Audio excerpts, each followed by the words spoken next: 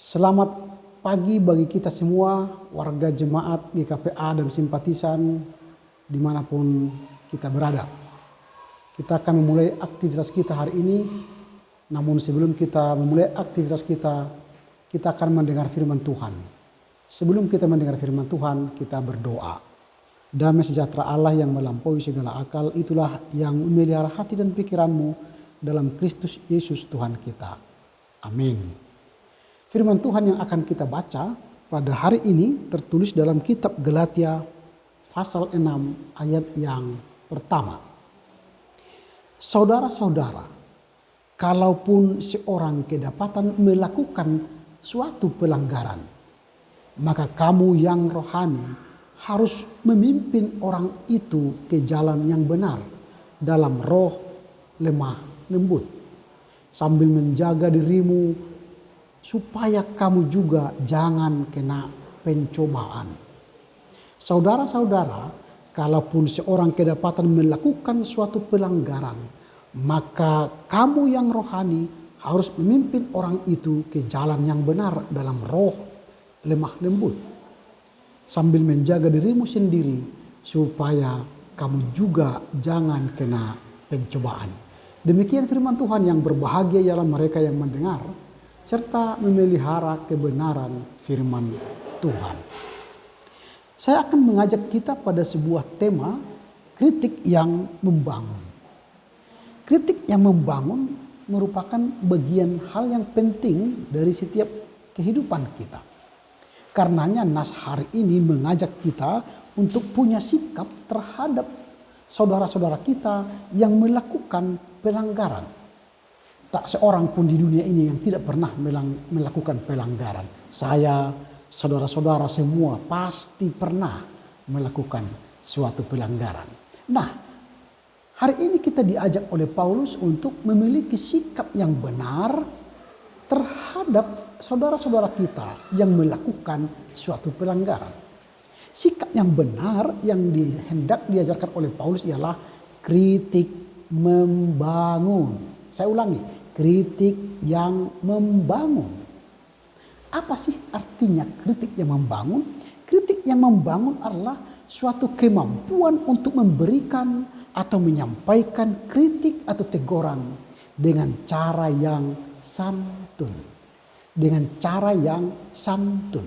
Memberikan wejangan dalam kehidupan mereka, memberikan nasihat dalam kehidupan mereka dalam rangka memperbaiki kekeliruan, memperbaiki kesalahan, supaya mereka keluar dari kekeliruan, keluar dari kesalahan, bahkan mampu membangun diri kembali untuk hidup yang benar.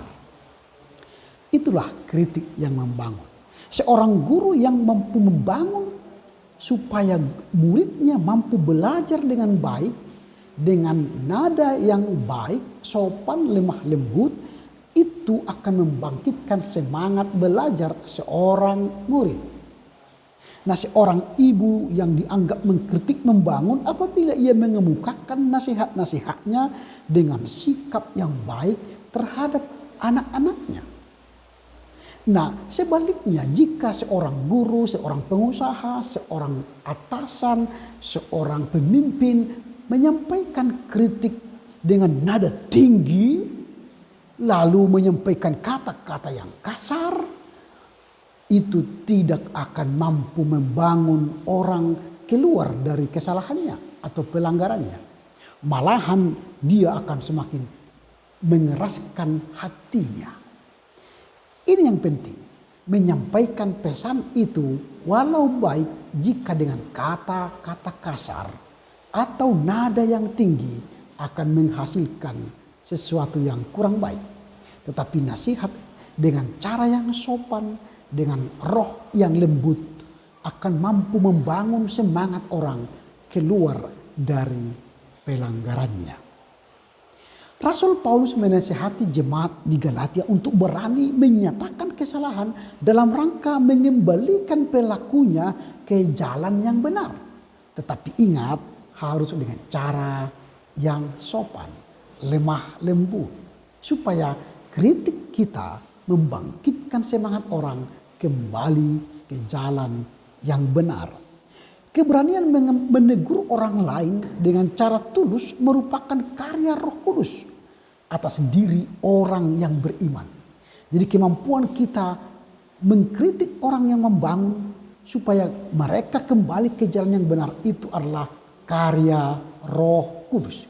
Itu sebab ketika kita hendak mengkritik orang dengan cara membangun, maka mintalah hikmat Tuhan supaya kita dipenuhi Roh Kudus, supaya kata-kata kita membangkitkan orang untuk keluar dari pelanggarannya menuju kehidupan yang baik.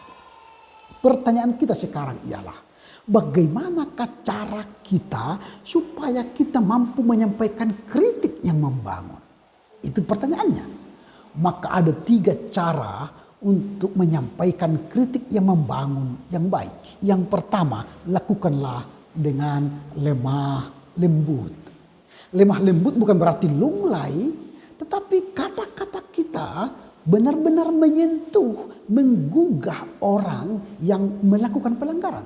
Sehingga mereka sadar, wah, saya rupanya sudah melakukan pelanggaran. Benar katanya itu, maka saya akan kembali ke jalan yang benar. Itulah dengan cara lemah lembut. Artinya bukan dengan cara yang gerasa gerusu atau cara yang membuat orang semakin dongkol, tetapi dengan cara yang lemah lembut. Itu cara yang pertama. Lalu cara yang kedua bagaimana supaya kritik kita yang membangun itu diterima orang? Yang kedua ialah menjaga diri sendiri supaya tidak jatuh dalam pencobaan. Menjaga diri sendiri supaya tidak jatuh dalam pencobaan. Artinya apa? Menjaga diri sendiri supaya tidak jatuh ke dalam pencobaan artinya ketika kita menasihati orang, menegur orang, kita ternyata ikut dalam kesalahan itu. Kita ikut dalam kesalahan itu.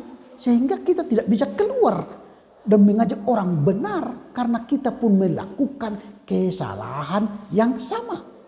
Maka ketika menasihati orang, jangan jatuh ke dalam pencobaan, artinya kita rupanya ikut dalam kesalahan yang sama. Kalau begitu jangan menegur orang. Nanti mereka bilang, jangan tegur aku, kau pun melakukan hal yang sama. Nah itu, jadi cara yang kedua ialah jaga dirimu supaya tidak jatuh dalam pencobaan.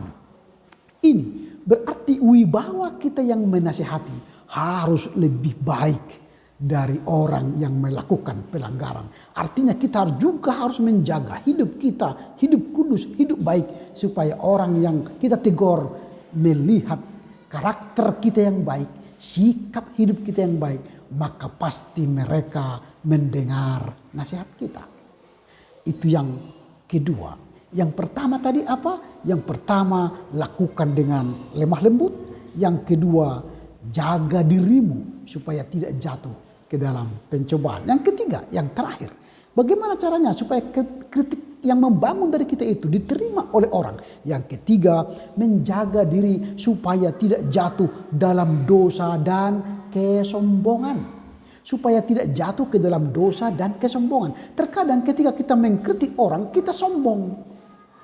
Bahkan kita merasa diri lebih hebat dari yang kita nasihati itu. Itu yang membuat orang makin degil, makin tidak mau berubah. Karena apa? Kita sombong. Seolah-olah kita lebih rohani daripadanya. Jangan seperti itu. Kita harus mengasosiasikan kita sama dengan dia yang pernah melakukan pelanggaran. Yang butuh orang membimbing kita supaya kembali ke jalan yang benar. Artinya tidak ada kesombongan rohani. Tidak ada kita hendak menunjukkan aku lebih hebat daripada kamu, maka aku menegur kamu. Jangan. Jika sikap seperti itu kita lakukan, maka kritik kita bukan membangun, tapi kritik kita mematikan. Hati-hati. Jadi kritik kita supaya membangun, kita harus menjaga supaya jangan jatuh dalam kesombongan. Karena itu saudara-saudara, amang inang yang terkasih dimanapun berada, milikilah sikap kritik yang membangun supaya orang yang melakukan pelanggaran mampu kembali ke jalan yang benar. Tuhan Yesus memberkati saudara-saudara. Selamat beraktivitas. Amin, kita berdoa. Terima kasih Bapa, kami telah mendengar firman-Mu. Mengajar kami untuk mampu mengkritik yang membangun. Mengkritik yang membangun itu kemampuan kami memiliki suatu kemampuan untuk mengajak orang kembali ke jalan yang benar atas kesalahan pelanggaran yang mereka lakukan. Kami mampu memberikan kritik membangun dengan cara melakukan dengan cara yang lemah lembut. Dan kami melakukan dengan cara menjaga diri kami supaya tidak jatuh dalam pencobaan. Bahkan ketika kami mengkritik orang, kami tidak jatuh dalam kesombongan. Mampukan kami melakukan firman-Mu ini supaya kritik kami membawa orang kembali ke jalan kebenaran. Dalam nama Yesus kami berdoa dan bersyukur. Amin. Selamat pagi, tetap jaga kesehatan, berkaryalah terus untuk Tuhan. Horas, horas, horas.